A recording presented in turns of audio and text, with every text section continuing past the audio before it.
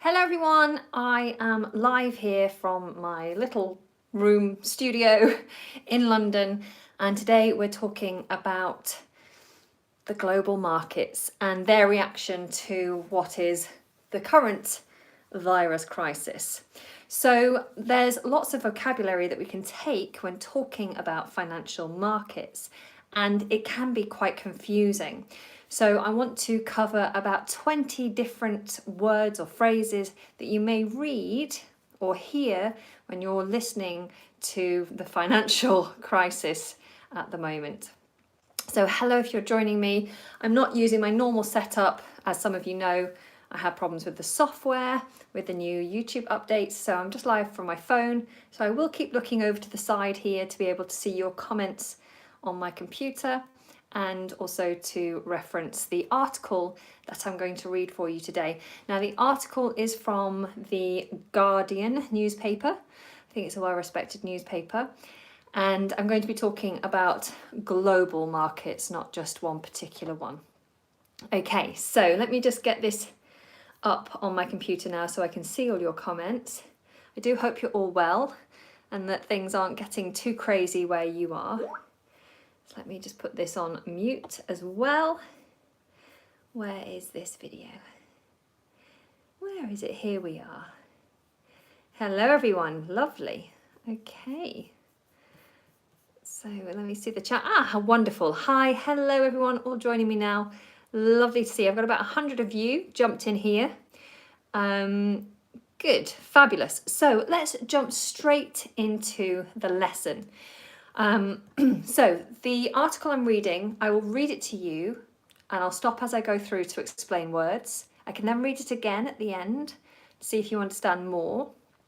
And then I'll share the link in the description of this video. So if you're watching this live right now, then the link's not there. But once I finish the video, then I can go and put the link in to the description for you.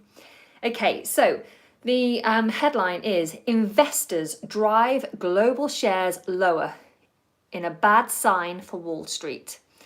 So an investor is somebody who invests their money. So someone who puts their money into a company or into the markets. So if you put money into markets, if you trade with currencies or you have shares in a company, then you are an investor.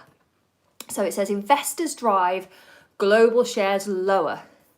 And if you're not sure, the word drive in this instance means to take, to steer. Imagine if you're driving a car, you are in charge of where the car goes. So in this case, the investors are in charge of where the global shares are going. Are they going up or are they going down? Investors are making the global shares go down because of their decisions. So they are driving global shares lower. And now if you're not sure what a share is an equal part of a company. If I own a company and I decide that we should all own the company together, then we would split the company, say into, well, there's 100 of you here now, just over 100. So let's say we split the company into 100 shares and you each own a piece. You would own one share. So one of 100 shares you would own. So then if my company made £100 as profit, you would take £1 each if that's the type of arrangement we have with shareholders. Okay, so shares is an equal ownership, a part ownership of a company or investment. So investors drive global shares lower in a bad sign for Wall Street. Obviously, Wall Street is the financial hub, the financial street in America, where everywhere all the head offices for the financial companies are in Wall Street. And so it's a bad thing for Wall Street. Now it says global stocks tumbled. When talking about stocks and shares, we like to use the word tumble when talking about something going down dramatically. So to tumble is to fall. If I say to you, I was walking down the street and I took a tumble, it means I fell down to the ground. It's not like a trip. A trip can be a stumble, which sounds similar to tumble, but a stumble. So a stumble is when you trip a little bit, but you don't fall down. A tumble, almost imagine, it's like imagining you fall and roll almost. It's quite a bad fall. So to tumble is to really take a dramatic fall to the ground. So we use the word tumble when talking about markets because it's quite dramatic. And usually markets, if they do make a move, can move quite dramatically. So global stocks tumbled. Actually, would it help for you to have me place these words into the chat? So I'm going to just place the first few sentences that I'm reading here into the chat. There are no subtitles. I've just quickly noticed someone asking for subtitles.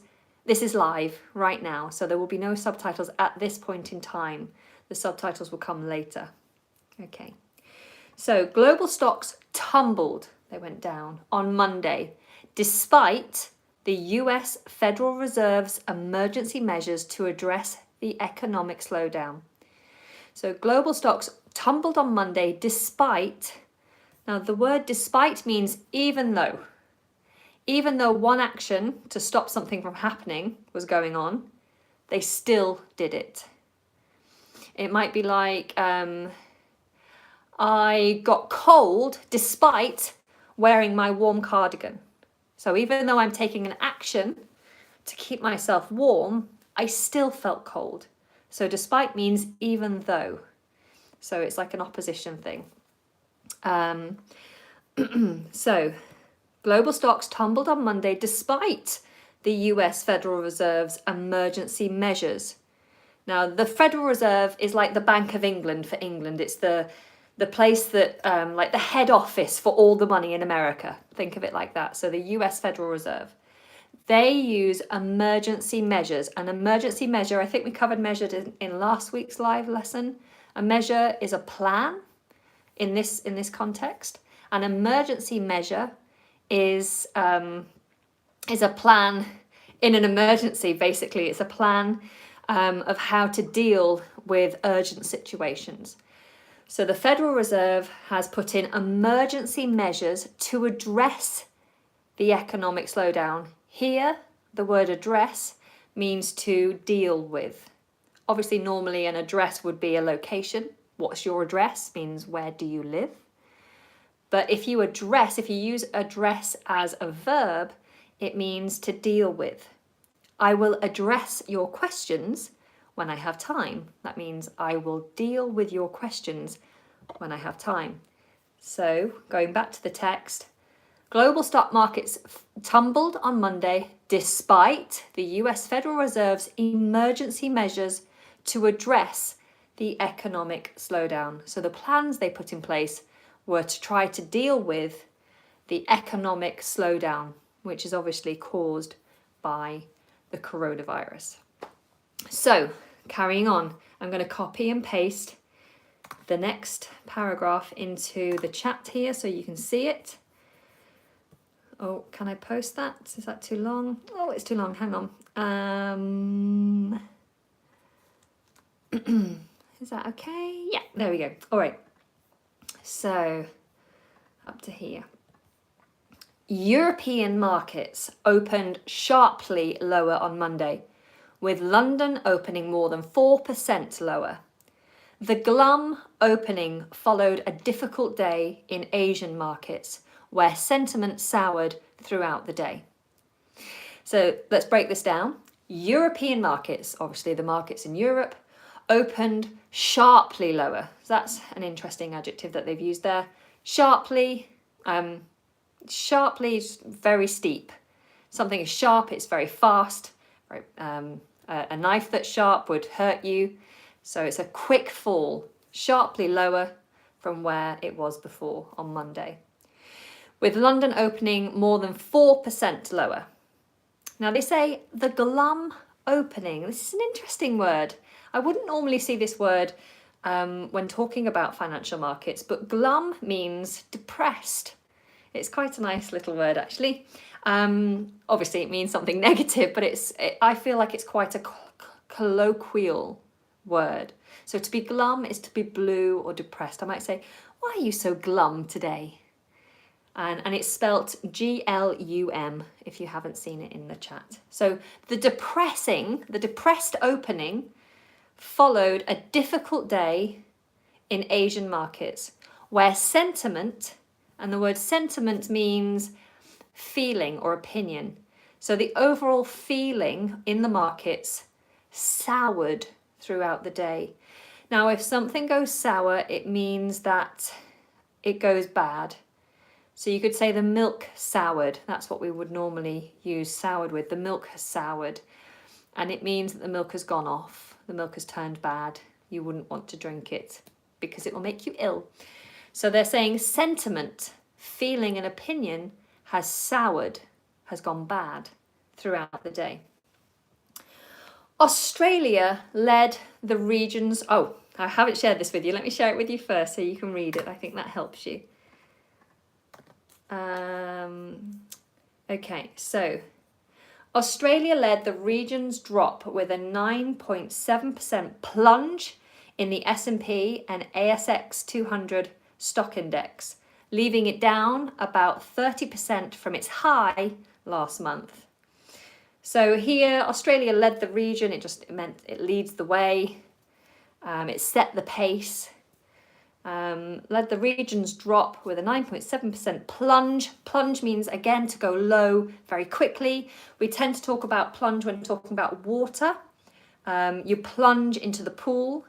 In fact, in some spas and gymnasiums, you'll have something called a plunge pool, which is a pool that's usually very cold. It's not for swimming. You just dip into it to suddenly give your body a cold shock, a plunge pool. Or you might plunge from the sky. If you're skydiving, you might plunge out of a plane. Yes, scuba divers, Fuzz, hello. I've just seen your comment quickly. Scuba divers will plunge into the ocean. So it means to drop quite deep, quite quickly. So it's saying that the drop with a 9.7% plunge in the S&P and the ASX 200 stock index. Wow, okay, so let's move on. I'm just going to share the next section with you. I will come back and answer some questions at the end. Here we go. So the next section says, the Fed, and Fed is often used as a short version of Federal Reserve. So remember I said the US Federal Reserve is like the head office of money for the US, like the central Bank of England for our main bank, the Fed, so America's main monetary body. The Fed cut interest rates to near zero and said it would buy hundreds of billions of dollars in government debt, moves that are reminiscent of its actions during the financial crisis in 2008. So let's have a look at this. Let's have a look at this now. So the Fed cut, so to cut is to bring something down. The Fed cut interest rates. So we're seeing this a lot around the world. Interest rates are being cut to try and stimulate the markets, to try and make people feel more confident in the markets and put their money in the markets. So the Fed cut interest rates to near zero, which is crazy, and said it would buy hundreds of billions of dollars in government debt. Now, if you're not sure of the word debt, it has a silent B, so we don't say debut. It's debt, debt, and it means money owing. So if you, if I need £100 to buy some food for the week, then I might say to you, I have no money, could you lend me £100? And you'd say, of course, here you go and buy your food for the week. I am in debt to you. This is my debt. I owe you £100, and we would have an arrangement for me to pay you back, probably with interest, so that you could earn something from your investment. And so that's a debt, and we all have, most of us have debt, whether we have credit cards, whether we have an overdraft facility with the bank, where if we run out of money, the bank will lend us a little bit of money. You might have a personal loan for something like a phone or a computer or a car. You may have a mortgage, although buying houses seems to be something that we do in Britain, but not many other countries are that fussed about. Most of you seem to rent around the world. I might have that wrong, but I feel like it's the Brits that like to buy their houses, and houses are very expensive. So many of us have a mortgage debt where we've borrowed a lot of money from the bank or from mortgage companies in order to buy our houses. And so we will have a big debt that we pay off over 20, 30 or 40 years. So that's debt. So the Fed cut interest rates to near zero and said it would buy hundreds of billions of dollars in government debt. Moves, now here the word move means action, moves that are reminiscent of its actions during the financial crisis in 2008. The word reminiscent, it's a nice word, reminiscent, reminiscent. Reminiscent means similar to, or it reminds you of something. So, yeah, if something reminds you of something from the past, or it makes you think of something that's similar, you say it's reminiscent of that thing. So we're saying that the Fed's actions remind us of the actions that they took during the financial crisis in 2008. Let's move on. I hope this is proving helpful, guys. I just feel like I'm throwing lots of words at you, but hopefully they're not too easy and provide a challenge, and hopefully I'm not doing it too slow. The next section says, the central bank's moves, actions, are aimed at supporting the economy from the fast spread of the coronavirus, but financial markets remained on edge. Okay, so here we have the word and the words remained on edge at the end of that paragraph. To remain is to stay. So they remained on edge, and on edge is quite a nice little phrase. It means to be nervous about something. So for example, if I watch a horror film in my house, and I'm alone and I go to bed and there's no one in my house, maybe I'm staying alone in my house overnight, I would be on edge. In fact, I wouldn't do it. I wouldn't watch a horror film.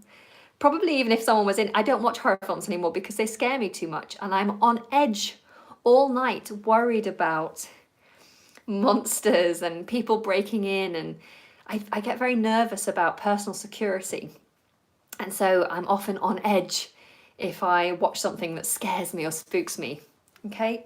Or if you are traveling home late one night and perhaps you're on the tube or the train alone, or in the train station on the platform alone, and there's one person who looks a bit odd, and maybe they're looking at you, staring at you, that might put you on edge if you're alone and you don't know who they are and you don't know why they're looking at you. It will put you on edge. It makes you feel nervous. And so here, that sentence again was, the central bank's moves are aimed at supporting the economy from the fast spread of the coronavirus, but financial markets remained on edge. So the financial markets, it doesn't matter what the central bank has done, financial markets still feel nervous. Okay, moving on. I'm only going to do a little bit more here and then I'll take your questions. Sorry, I'm out of breath. I always get out of breath doing these things. In Europe, London's FTSE 100 index and France's CAC 40 opened 4.7% lower. Germany's DAX fell 4.8%. So notice what I was doing there. I was saying the full stop, the little, some people in America would call it a period. In the UK, we call it a full stop. It's just the little dot. When talking about percentages or numbers, with that dot, we say point.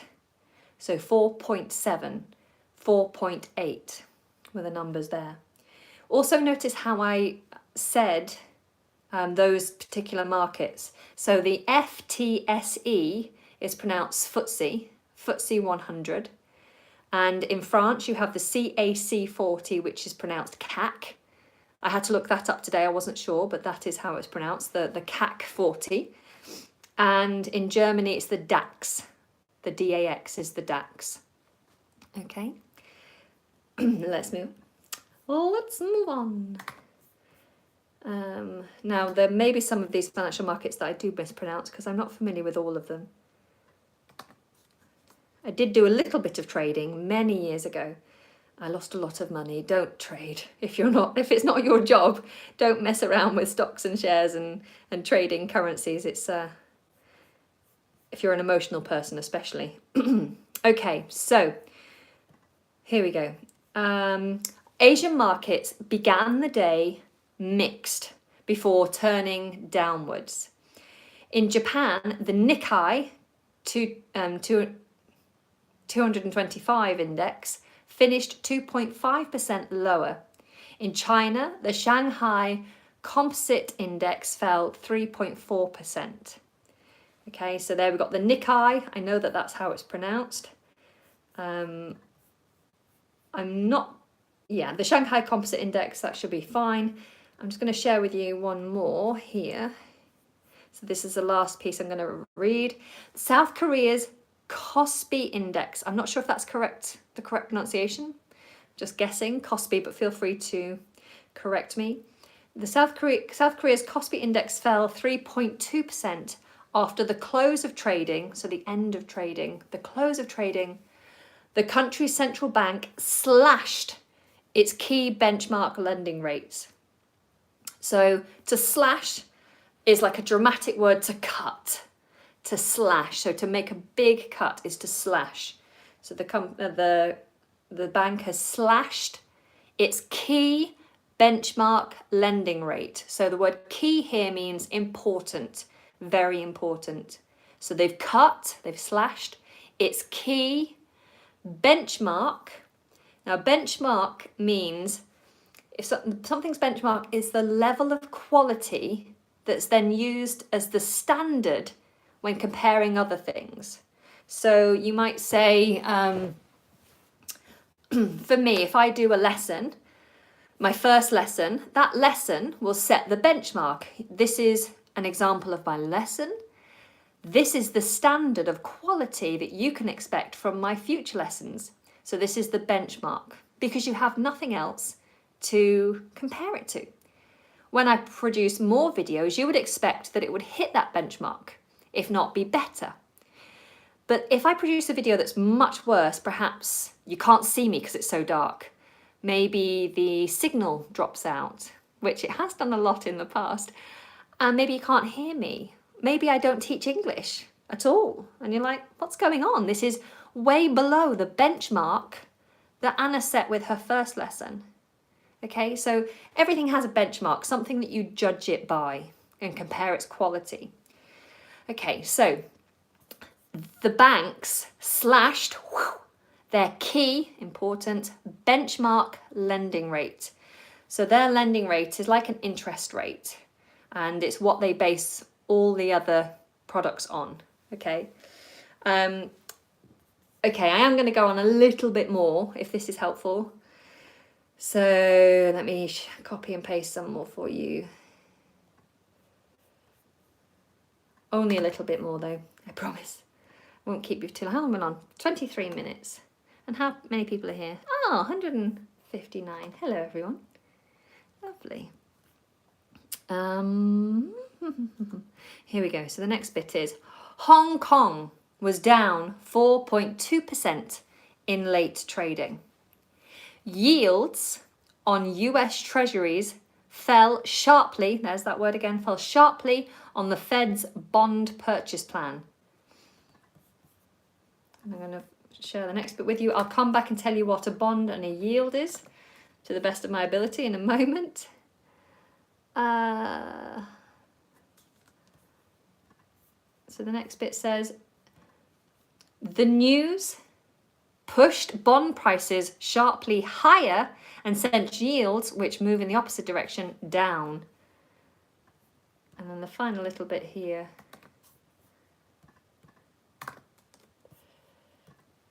The yield on the 10-year Treasury note fell 0.19 or 0.19 percentage points to less than 0.7% in Monday trading. Okay, so what is a bond and what is a yield? This can be quite confusing. I will try my best. So, a bond is basically you buying debt. So if you buy a bond, you buy someone's debt. So imagine I've asked you for £100 to help me to go to the shops and buy some food. I say to you, I will pay you back £110. So you'll get 10% back on your investment in me, but I'll pay you back over the course of a month. So you give me £100, in a month's time I'll give you £110 back. So for you, you just lose your money for a month, but you get more money back. So it's an investment. Now your friend might be talking to you and say, do you know what? I want to buy that debt. I want that debt. I want that investment. And you say, okay, fine. You give me my £100 and you can have Anna's debt. And so your friend gives you £100. So me and you don't have to talk to each other anymore because I don't owe you any money.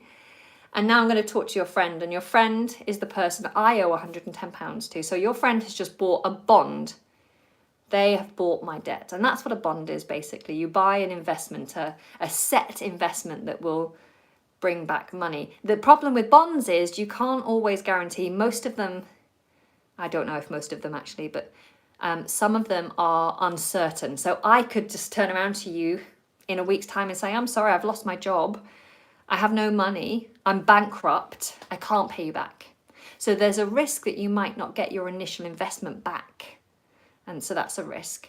You can buy things like government bonds, which are seen as saving plans, and they do have a guarantee behind them that you won't lose your money. You won't lose they're not risky.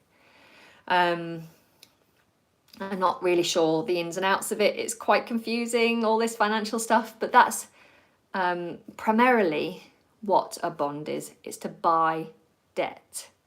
All right. Now, a yield, when talking about financial markets, a yield is like the profit that you make from that bond. So your yield from the bond you bought, my debt you bought, would be £10. If I pay you back £110, you would yield £10. But when we talk about yields, we talk about what they give in percentages. So you yield 10% over the full term of the arrangement. Does that make sense? That's it in its basic form. If you guys can explain it any better, if you know more about it, then feel free to put it in the comments, but it is very confusing. But that's a yield and a bond. All right, now I'm just going to finish off with the last two paragraphs here. Oh, it's annoying that I'm limited at how much I can post in the comments. I'm just going to read it to you to make it quicker. Benchmark, we know what this means. It means the standard. Benchmark global and American crude oil prices were also lower. So this is one of the biggest problems to financial markets, besides obviously the virus, is that crude oil prices are dropping, and it started off like a price war and everyone's dropping their prices. So benchmark global and American crude oil prices were also lower. Signaling, so this means to show, to sign, signaling concern, so showing that there's concern, that global demand, so our need, our desire, our want for crude oil would continue to fall as the world's biggest economies temporarily shut down to fight the virus. So obviously companies are shutting down, planes aren't flying as much anymore. So at the moment, there's not the need for oil in the same way as when we're running normally, when we're all driving our cars and flying our planes and running our factories. There's a lot of need for oil. At the moment, things are shutting down, so there's not as much call for oil, which is also bringing the prices down. Economists have been cutting forecasts for growth for weeks. So to forecast something is to predict with good evidence. So you get a weather forecast. It's a prediction based on evidence about what's coming for the future. So economists have been cutting, so they've been lowering their original forecasts of growth. So originally they'd say, we'd grow this much, and now they're going, we're going to grow this much. As they consider how store closings, falling customer spending, and decreased travel will affect the United States. Okay, so that's as much as I'm going to read. There is more to the article, a lot more, but I'm not going to read any more. I think that's probably enough for you guys. So let me have a look at some of your comments. Hello everyone. If you've got questions, it's probably best to put it fresh into the comment section now so I see it without having to scroll back too much. Okay, so some of you, it's the first time in the stream. If it is, hello and welcome. Do feel free to ask me for pronunciations as well while you're here. Yes, I am out of breath. There is good reason for it. It's not the virus. I don't have the virus. I did have a temperature the other day, which made me nervous. But then I realised potentially my thermometer's actually broken. I was feeling unwell on that particular day, but the next day I felt fine. So I'm assuming it was just a little bit of a cold for that day. And then I'm okay for now. At the moment in the UK, obviously we are getting a lot of criticism from people, countries around the world, because our government isn't doing very much. We're not testing people. We will only test people if they are in hospital already and if they are older. Mostly we're just being told that if we have symptoms of a cold, we should stay indoors. Or symptoms of, of the virus, we should stay indoors. They haven't closed any schools. They haven't created any rules around public gatherings. They're not stopping anything. A lot of companies are taking matters into their own hands and have decided to tell people to work from home. Some places have closed, not many. Some schools have closed, but again, not many. And some parents have decided to take their children out of school. But generally, I think we're still just waiting for our government to take action and to do something. I think the government believes that it's better to wait until there's a surge in the virus here before taking drastic action. They believe that if they act too soon to restrict us, because we're a democracy here, and so people have the right to do whatever they want, pretty much. And they feel that people would react badly if they act too early and restrict people for a long period of time. They think that people just won't listen to them. I think they've underestimated us a little bit. And they are worried that I guess it will have a long-term economic impact if they act too early. So I guess they want it to get to a point where it's bad. Then they put the brakes on and try and stop it and deal with what's happening. And they think that overall that will shorten the period of time that we have to be in lockdown. I think that's what their belief is. It's very difficult. They have said that from today, they're going to be doing press conferences every day, which is where a press conference is where the government talk directly to the media to tell the public stuff that's going on. So we will have a press conference every day to enlighten us, to give us the information about what their decisions have been, what they're doing every single day with regards to the outbreak. All right, let me have a look at your messages here now. So how is the weather in Britain? Actually, it's a beautiful sunny day today. It's very cold, but it's beautiful and sunny. We are expecting to have one of the hottest spring times on record. That may help with the outbreak. Some people believe that the warmer weather will impede it, will stop it from functioning in the same way. Is there any difference between soar, hike up and mount? It's an interesting question. To soar is normally used when talking about things like planes or things that fly or things that go up fast. So it's soared high into the sky. The plane soared across the sky. So to soar is to go up or to go along really fast. You could say the ship soared, not the ship, the speedboat soared across my path. So it can mean to go fast or to go up fast. To hike up, in terms of like prices and things, because obviously you could physically hike up a mountain, but I think you mean like hike up meaning to lift up. So stores might be hiking up prices of products at the moment, which is actually profiteering. You're making more profit from a bad situation. That's called profiteering. But we have seen it, even here now, we've seen some of the smaller shops have been raising the prices. They've been hiking up the prices of their products that people are in demand of, like toilet rolls. We're sold out of toilet rolls everywhere. It's ridiculous. Pasta, tinned food, long life milk, things like that. So some shops are hiking up the prices. You wouldn't say that a plane hiked up. That's odd. It means like someone has purposefully lifted something up or raised something up. To mount means to get on top of. You mount your bike when you get onto your bike. You might mount a horse. You mount a horse. So mount, they're all very different actually, thinking about it. Okay. Let me just find some questions to answer. Seema says, it's my first time listening to you. I love your way of explaining words. Thank you so much for taking the time to teach us. Love from Austria. You're very welcome. Thank you for joining me. Thank you all of you for taking the time to join me now. Someone asked where Jacob was this morning, my son. My partner is now working from home.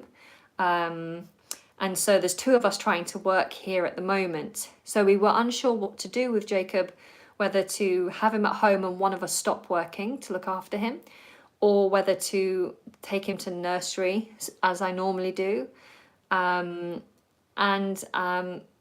are nervous about putting him in nursery, but nurseries and schools haven't been closed and they are taking precautions there. So I decided I would take him in today and just see how things go over the next few days. We probably are going to see the schools being closed soon anyway. So he's a nursery. Okay, so just trying to find some questions to answer here. Can you please put a link to the article in the chat box? Yeah, I'll put that link in now. That helps. And I will, once I've finished, I can then edit the description and put it in the description as well. So I've just shared that now.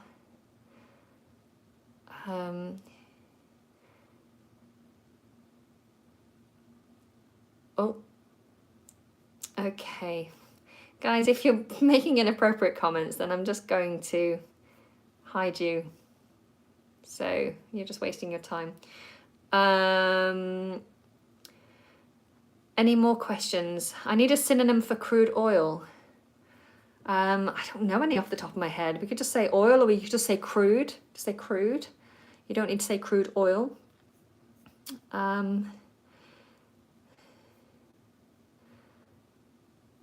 Okay, I agree. So Cassandra said, I agree with England's way of tackling the health matter. Allowing the spread of the flu now will make it weaker in the future.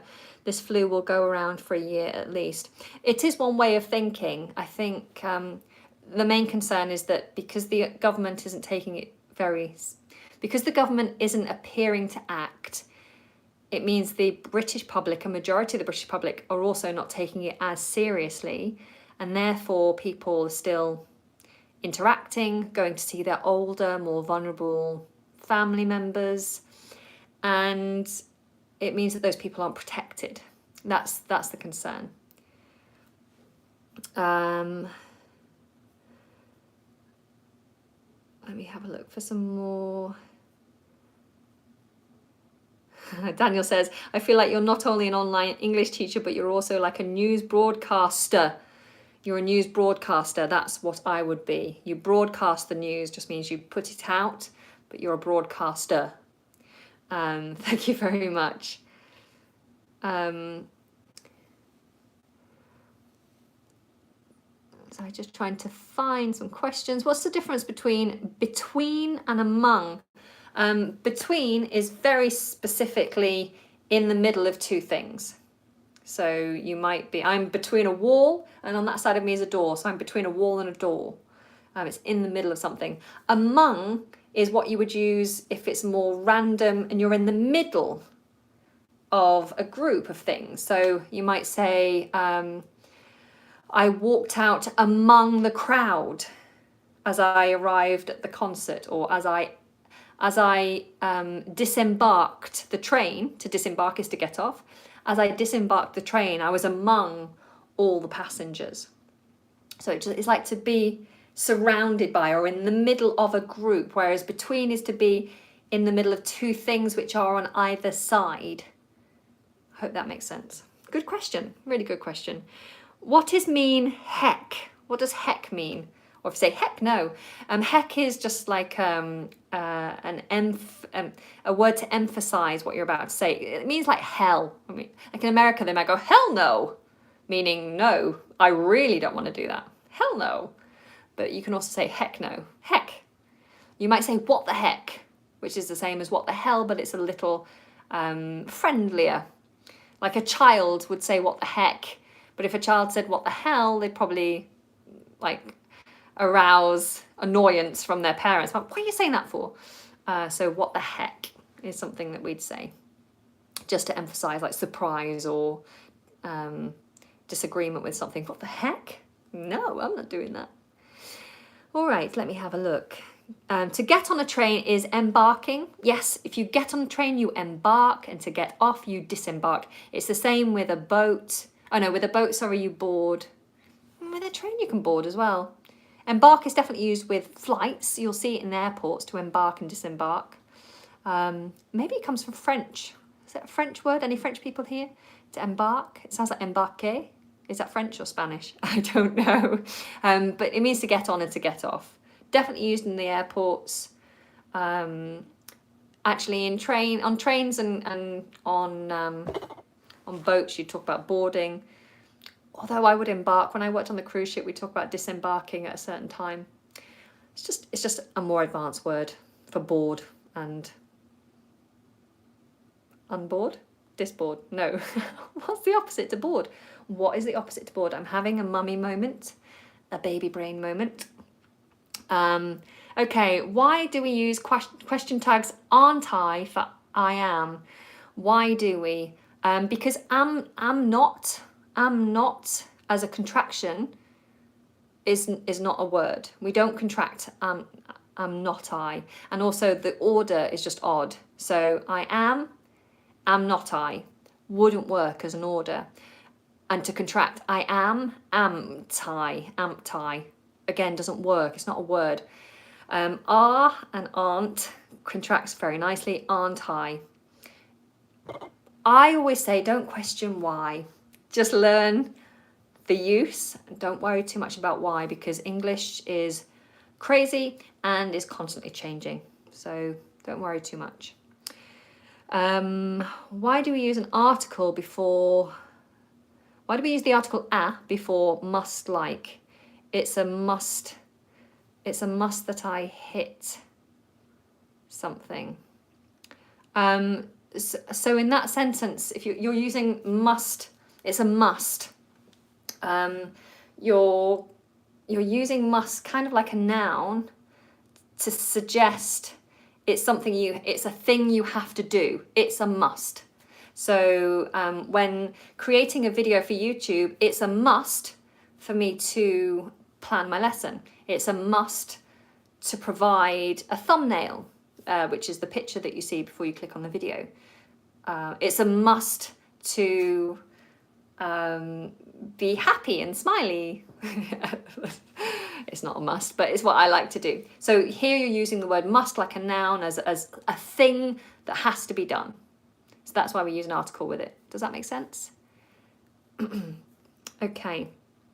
Lots of questions. Can you explain the difference can you explain the difference between to be on time and to be in time? To be on time and to be in time. I'll be there in good time. I'll be there in time.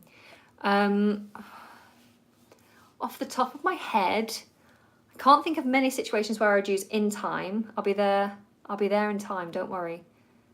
All right, yeah, okay, I'll be there on time. So to be on time means to arrive at the right point.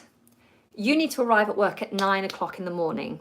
I will be on time, so you must be on time. So it's to arrive at the specific point. Yeah, to arrive at 9 o'clock. If I say to you, I'll be there in time for the office opening, means that you'll be there at some point before or just about the moment that the office opens. So to be in time means there is plenty of time to allow. Am I explaining it well enough? So if I'm at the office in time for the office to open, I could be there 5 minutes early, I could be there 10 minutes early, but I'm there in time. To be on time is to be there at the exact point. Make sense? Hopefully. It's hard answering these questions just off the cuff sometimes. Because for me it's all automatic. I don't think about the whys. Oh gosh, so many questions. It's moving so fast as well. Could you please talk to us about the pronunciation of ED in some verbs? I have a video, there's lots of rules about the pronunciation of ED endings. I have a video specifically about this. It's quite old, so it's quite a long way down my video list. But if you just go onto my channel page and search ED endings, you'll probably find it. Or just go to the video page and change the filter to oldest video uploads, and you'll find it there as among one of the older videos that I made. Because I can't remember all the rules off the top of my head. What part of England are you from? Your accent is clear, unlike others. I'm actually from the north of England, but I don't speak with a northern accent anymore. I changed my accent to have more of a standard, more of a southern sound, which is kind of taught as the standard English, British English. Can you recommend some easy books to read? Oh, it's really hard for me to recommend anything other than children's books. I mean, it depends how easy you're asking for. I don't think there's any problem with starting with children's books. There's no shame starting with children's books, and children's books are fun and they're short, and they can use quite advanced language even though they're aimed at children. They're quite vibrant and illustrative with their language. So one of you is suggesting Harry Potter, which is a great book, but the problem with Harry Potter is Harry Potter uses a lot of words that are existing only in the world of Harry Potter. So words that we don't use, words that don't exist outside of that story. And so sometimes I wonder if Harry Potter is one of the best books to use if you're just starting out and quite early on in your English language journey. Books like Paddington Bear, I think, are great books to read. Lots of people are making suggestions, so hopefully some of those will help as well. I like works by A.A. Milne, so Winnie the Pooh, they're quite classic books. But I personally quite like documentary type books and books about self-development and things like that. So I think the most important thing is to find something that you enjoy reading, a subject matter you enjoy reading, to keep you hooked and to keep you dedicated to reading and practicing your reading. Okay. Okay, I'm sorry, I know I'm missing quite a few comments here, and I will have to stop this stream soon because we're nearly running up to 50 minutes. What does give away mean? So to give something away is to give something for free with nothing in return. So I gave away my secrets would mean that I just told my secrets without asking for anything in return. Okay.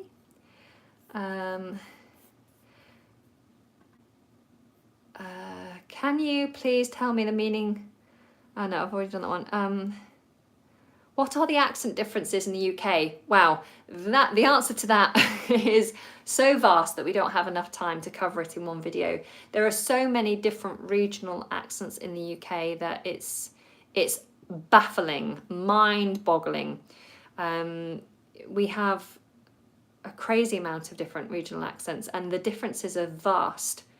I have a number of accent videos here that cover some accents, Manchester, Liverpool, cover the London accent. and that will give you some pointers. The Geordie accent, that was a fun one. The Yorkshire accent we've done. I do still have some more to finish editing. They're taking me forever. But yeah, it's too big of a question to answer. It's like asking, can you explain English grammar? You know, it's just too big a question. Can you please tell us how to pronounce withdraw, withdrawal, and withdrew correctly? Put more emphasis on the TH sound. Thanks in advance. Withdraw. It's difficult because you have to withdraw. So what I tend to do is use that TH position to then make the plosive sound D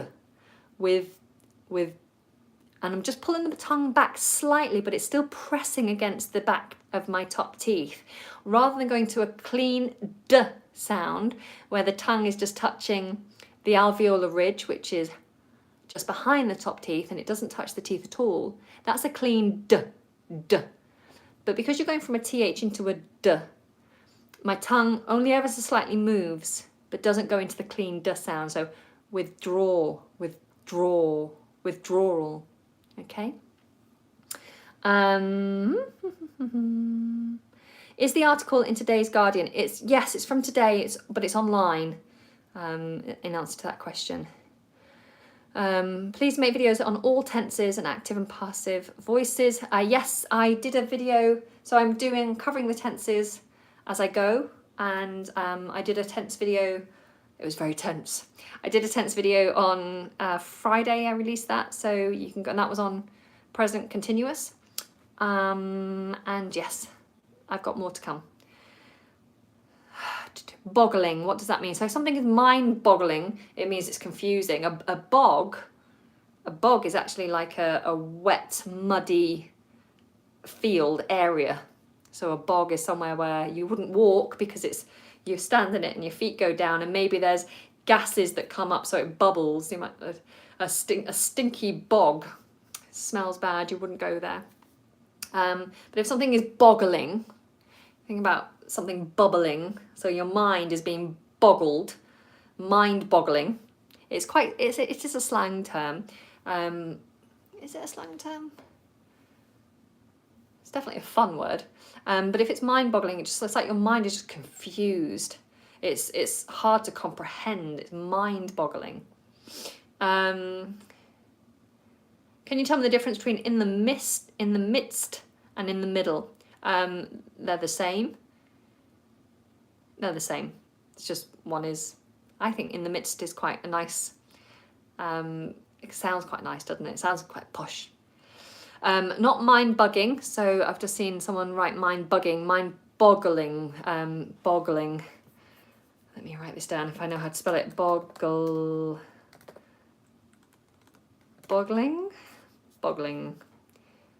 mind-boggling. Okay, I'll take 2 more questions and then I'm going to have to end the session.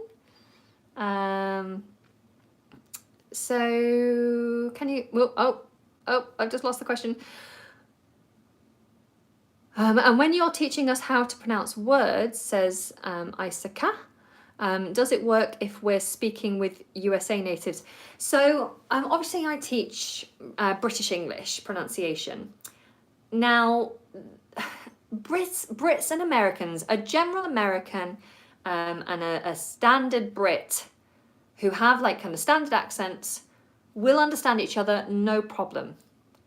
There is a difference in the accents, but we have no problem understanding each other. So if you're speaking with an American pronunciation or a British pronunciation, they are going to be understood, and that is the most important thing. It doesn't matter whether you have a perfect American accent or a perfect British accent, unless you're an actor. I guess that's the only time when you'll need it to be perfect, because you're trying to convince someone that's where you grew up.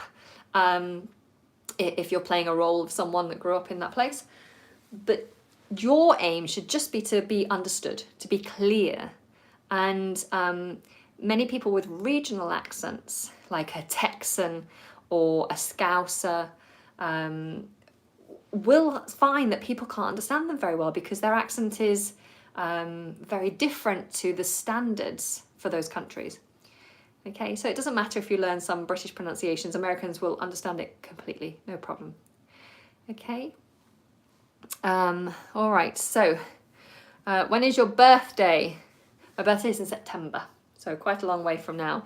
Hopefully by September things will be a little bit more relaxed and not so crazy. Okay, all right, last question. I'm just trying to find a good one to finish on.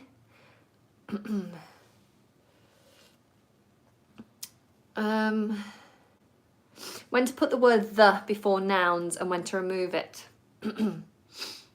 Okay, so you use the as an article when you are talking about a specific thing. So someone has to know the context or the particular item that you're talking about. So if I say to you, grab the chair and sit down,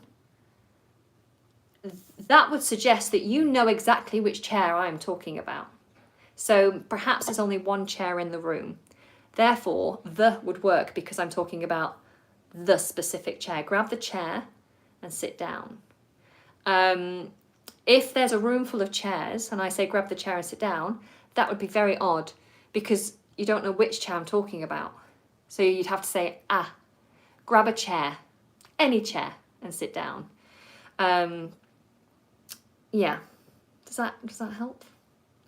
Okay, so I do hope that you're all faring okay, and I hope that this lesson was helpful and perhaps took your mind off things for a little while.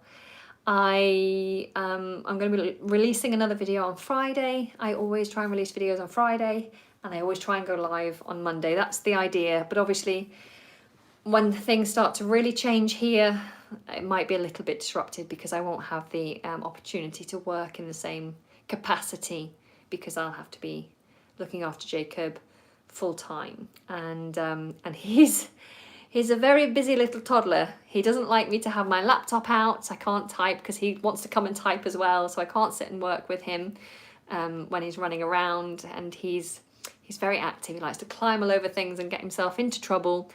So I have to be very vigilant and watch him very carefully. Okay, so thank you all so much for joining me. If you did find this helpful, do give it a thumb, and don't forget to subscribe and click the notification button so that you know when my live sessions happen, because I can't always tell you in advance. And I'd just like to take this opportunity to say a big thank you to my members who helped me today to decide the topic of this video, so thank you so much. I think it was successful. I think it was a good topic to cover, and thanks for your support. Okay, I will go and put the link in the description now, so if you come back in about 5 minutes, you'll find the link to the article if you want to use that. All right, take care everyone, stay safe. I'll speak to you soon. I'll see you on Friday.